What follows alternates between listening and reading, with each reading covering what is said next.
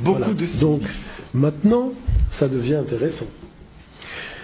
Parce que, quand on reprend l'histoire à la base, d'accord, les Africains sont ceux qui ne sont jamais sortis de chez eux. Donc, ils ont eu, pendant des millénaires, justement, le temps de la réflexion, y compris sur le plan spirituel. Tous les peuples qui sont venus, c'est-à-dire ces Africains qui sont partis et qui sont revenus après, sont revenus dans le cadre d'une pensée polythéiste. Ils découvrent le monothéisme en Afrique, ils découvrent le Fils de Dieu, qui est le guide de l'humanité, qui va mourir, qui va descendre aux enfers vivants et les morts, qui va ressusciter le troisième jour, qui va monter à la droite de Dieu. Maria sait avoir un fils par Immaculée Conception qui est né le 25 décembre. Le 25 décembre sera la fête du divin enfant. Ça fait beaucoup de coïncidences. Et voilà qu'on va ramener toutes ces connaissances à Alexandrie, on va copier des textes, on va brûler la bibliothèque, et après on va venir dire à mes ancêtres en Guadeloupe, tu sais, voilà le livre qui dit la vérité. Sauf que moi, quand j'étais à l'école, j'ai constaté une chose très tôt.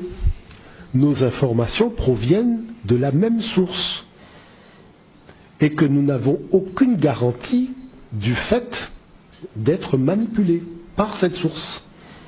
Et c'est pour ça que j'ai toujours dit, le jour où je quitterai la Guadeloupe, j'irai confronter toutes les informations que j'ai eues ici à d'autres sources, pour voir est-ce que les autres sources confirment ce qui m'a été dit. Et c'est pour ça que chaque fois que je vais dans un pays, je vais dans le musée, je vais dans la bibliothèque. Et à force de discuter avec les vieux à travers le monde, tous les vieux vous disent quoi? Peu importe leur spiritualité, peu importe leur religion. Tout a commencé en Afrique. Parce que l'Afrique a inventé l'écriture sainte. Et voilà que je découvre qu'une jeune femme demande à une théologienne de Montréal, spécialiste de la Bible, d'où vient le mot Bible. La dame, elle dit que le mot Bible apparaît en Égypte parce que ça désigne le support sur papyrus sur lequel on écrivait. Mais vous voyez qu'elle se garde bien de dire, mais qu'est-ce qu'on écrivait sur le support? Première chose, première faute grave, parce qu'elle aurait dû dire que c'était les Saintes Écritures. Deuxièmement, qu'est-ce qui se passe? Les histoires qu'on raconte dans la Bible d'Abraham, vous les découvrez dans les textes de l'Afrique ancienne. La seule chose qui diffère, c'est le nom des personnages. Et la couleur. Et la couleur des personnages et le lieu où se déroule l'action. Parce que Abraham, c'est le texte égyptien de Satni et de sa femme Maï qui était vieux et qui ne pouvait pas avoir d'enfant. Et lorsque Dieu dit à Satni, « Ô Satni, un fils te sera donné et tu l'appelleras du nom de Sénosiris », qu'est-ce que vous découvrez à propos d'Abraham? « Ô Abraham, un fils te sera donné et tu l'appelleras du nom d'Isaac ». Donc, il faut savoir qu'il y a quand même des congrès de théologie qui sont organisés à travers le monde. Et ces congrès de théologie statuent qu'il y a eu copie. Et c'est pour ça que dans la Bible, je vous dis que dans la Bible, quand vous lisez les notes d'information, on vous dit que ces textes sont des copies de textes plus anciens. Pour éviter un procès. Donc vous ne pouvez pas les attaquer en justice en disant que c'est des faux textes, puisqu'ils ont déjà mis dans le livre qu'ils avouent eux-mêmes que ce sont des faux textes. Et pourquoi ça a été mis? Parce qu'il y a eu des procès, parce qu'il y a eu des débats où ils ont perdu. Mais ça, ce n'est pas porté à la connaissance des non-spécialistes. Parce que l'enjeu de l'affaire, c'est quoi? C'est la nature outrancière de l'impérialisme qui veut que l'homme soit né en Afrique, que Dieu ait créé l'homme africain, qu'il ne lui ait pas parlé, qu'il ne lui ait pas donné de texte sacré, qu'il ne lui a pas parlé de son fils, qu'il ne lui a pas parlé de la résurrection, c'est-à-dire un niveau, si vous voulez, d'ignominie et de prétention qui dépasse même le niveau d'immoralité dans l'histoire de l'humanité. Vous voyez l'affaire? Et en tant que colonisateur apporteur de la mort et du génocide des populations du Sud, il serait, lui, le porteur de la connaissance de Dieu qu'il apporte sur un bateau négrier dans lequel il y a 450 de mes ancêtres enchaînés à fond de cale. Et il faut quand même admettre qu'un colonisateur, quand il est venu pour coloniser, il n'y a plus rien qui l'arrête. Vous voyez? C'est-à-dire l'escroquerie intellectuelle n'a plus de limite. Pas de pitié ni pour la voilà ce que je dis. Donc, pour l'enfant. Maintenant, si vous me demandez, est-ce que la Bible dit la vérité? Puisqu'une auditrice, effectivement, nous demande... Je vous dirais que la Bible est au service de l'impérialisme occidental et que la seule vérité que dit la Bible, c'est la vérité de l'impérialisme occidental. Voilà. C'est-à-dire l'organisation de l'injustice comme un phénomène de justice. Mais est-ce que ce n'est pas un peu... on va pas dire méprisé, mais il y a une internaute qui nous demande si la Bible a été écrite par l'homme et inspirée par Dieu. Non. Alors je vais vous dire les choses très clairement, parce qu'il faut repartir depuis la base. Nos ancêtres n'avaient pas l'intention d'écrire un texte sacré au départ. Je parle de cela il y a plusieurs dizaines de milliers d'années. Ils se sont retrouvés sur la terre, mais dans un système extrêmement organisé. C'est-à-dire la journée à un temps précis, la nuit à un temps précis, les saisons des temps précis, quand c'est la saison de tel fruit, c'est un temps précis. Vraiment, ils ont vu qu'il y a quelque chose qui est mais vraiment super bien organisé. Ils ont commencé à investiguer, vous voyez, cette organisation dans tous les domaines. Et ils se sont rendus compte que le truc est tellement normalisé sur la base de 365 jours, qui se sont dit que tout cela n'a pu être pensé que par une seule et même personne.